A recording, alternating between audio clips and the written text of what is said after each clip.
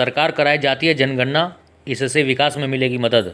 जनहित अभियान के संयोजक राजनारायण मंगलवार को मुजफ्फरपुर पहुंचे। उन्होंने कहा कि देशहित में सरकार को जातीय जनगणना करानी चाहिए, लेकिन अफसोस कि 1931 के बाद अब तक जातीय जनगणना नहीं हुई। नतीजा, पुरानी जनगणना के आधार पर योजनाएं बनती हैं।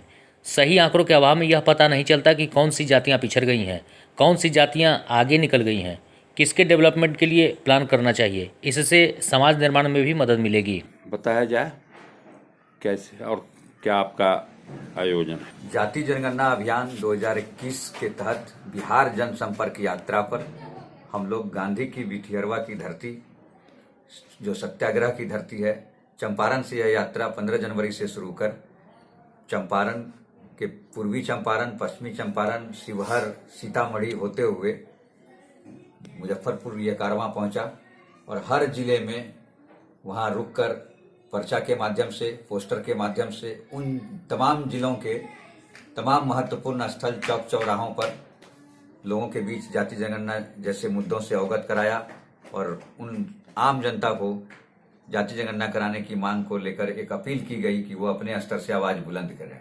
मुजफ्फरपुर में भी पिछले 3-4 दिनों से यह कार्यक्रम लगातार चलाई गई और फिर शहर के सामाजिक कार्यकर्ता, राजनीतिक कार्यकर्ता, बुद्धिजीवी, लेखक, पत्रकार, युवा साथी से मिलकर ये बात को उन तक लोगों तक पहुंचाने का काम हम लोग कर रहे हैं कि आने वाले जनगणना में सरकार जाति जनगणना कराने की पहल करे।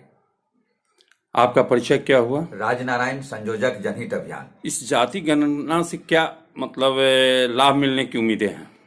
देश में आंकड़ों के आधार पर ही किसी भी समूह, किसी भी व्यवस्था को बनाए रखने के लिए नीतियों का निर्धारण होता है।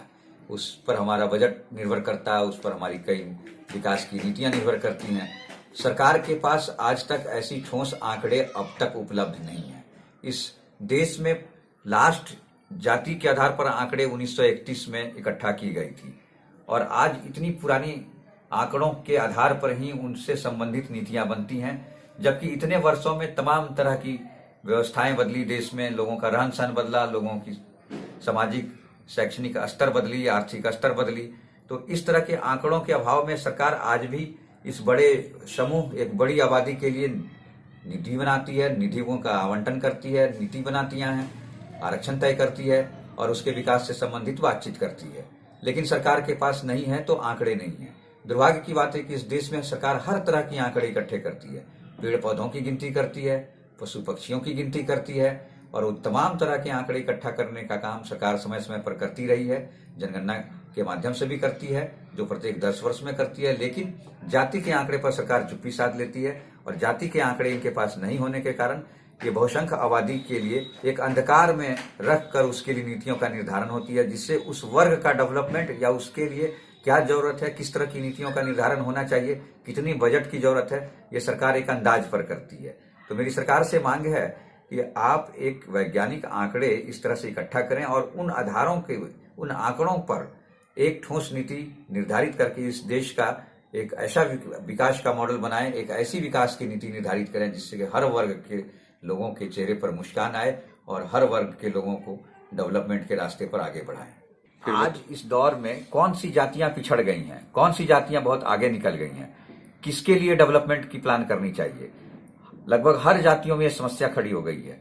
तो आप एक वैज्ञानिक आंकड़ा जाति जनगणना कराकर आप ले आएं, उसका विश्लेषण करें। इससे सरकार को पता चलेगी कि देश के सभी जाति धर्म संप्रदाय के लोगों की स्थिति, उसकी सामाजिक, आर्थिक, शैक्षणिक, राजनीतिक स्थिति कैसी है और उसको कैसे विकसित किया जाए, उसके लिए क्या प्लान करना चाहिए, किस तरह से उसको प्रभावशाली बनाना चाहिए, उन नीतियों को कैसे विकास करना चाहिए पूरे हिंदुस्तान का।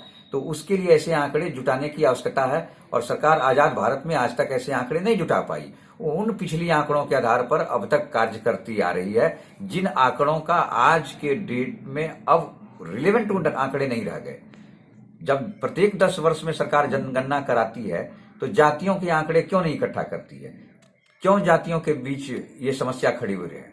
तो जातियों की आंकड़ा अगर इकट्ठी होगी तो ये पता चल पाएगा कि किस जाति के लोग विकास की दौड़ में पीछे रह गए हैं, किस जाति के लोग विकास में इस देश के संसाधनों पर सबसे अधिक काबिज बैठे पड़े हैं। तो इस देश के गैर बराबरी की जो व्यवस्था बढ़ती जा रही है वो हर जाति धर्म संप्रदाय के लोगों के बीच इस तरह की वातावरण बनी हुई है। तो उसको दूर करने के लिए जाति जनगणना जैसी आंकड़े की बेहद जरूरी है और आंकड़ों के आधार पर देश में जो गैर बराबरी की खाई बढ़ती जा रही है उसको कम करने में एक बड़ी भूमिका तय करेगी ये आंकड़े, और उसके आधार पर अगर नीतियां बनती है तो निश्चित तौर से समाज एक समदर्शी होगा और एक समाज में एक सामाजिक समरसता भी बढ़ेगी और आने वाले टाइम में समाज की जो निर्माण होगी, एक राष्ट्र की जो निर्माण होगी, वो सामाजिक समरसताओं के साथ साथ समतामूलक समाज की ओर ये देश बढ़ेगा।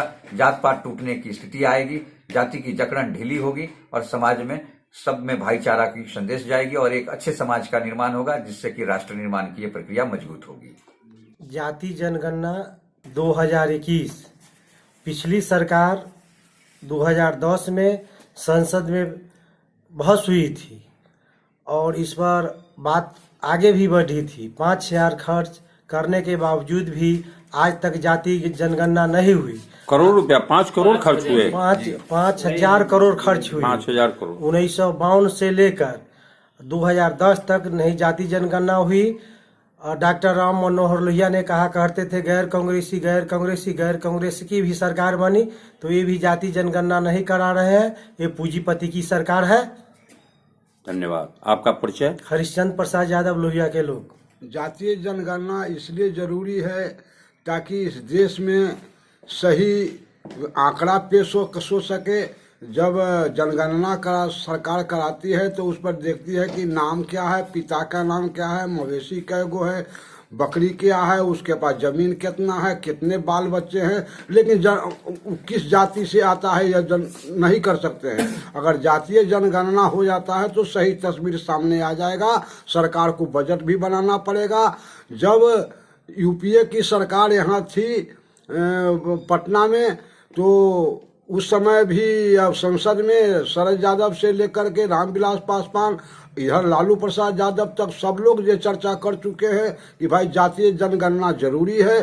पता नहीं किस कारण से ये सरकार जनगणना नहीं करा रही है, इसलिए हम गांव-गांव में जा कर के पूरा बिहार घूमेंगे और जातीय जनगणना के एक माहौल बना करके हम प्रधानमंत्री को लाखों की संख्या में कार्ड भेजेंगे, पोस्ट कार्ड भेजेंगे और प्रधानमंत्री से मांग करेंगे कि जातीय जनगणना कराई जाए ताकि देश के सामने सही तस्वीर साफ हो सके। आपका परिचय? मैं दीप नारायण यादव उर्फ वामपंथी जी।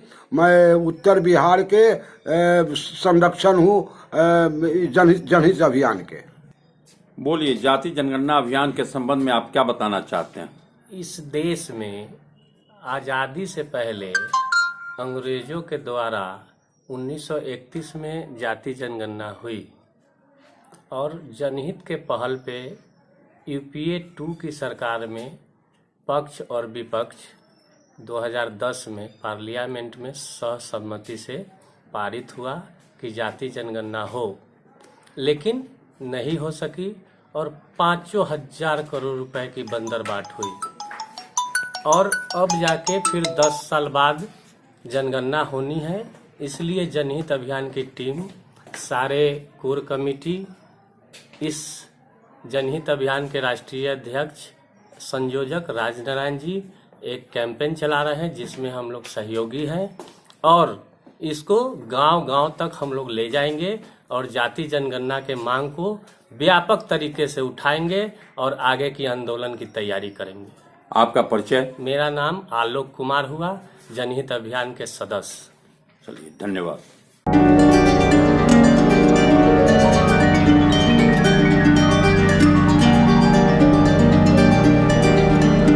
मित्रों, डिजिटल न्यूज़ 20 को लाइक कीजिए, शेयर कीजिए और सब्सक्राइब भी।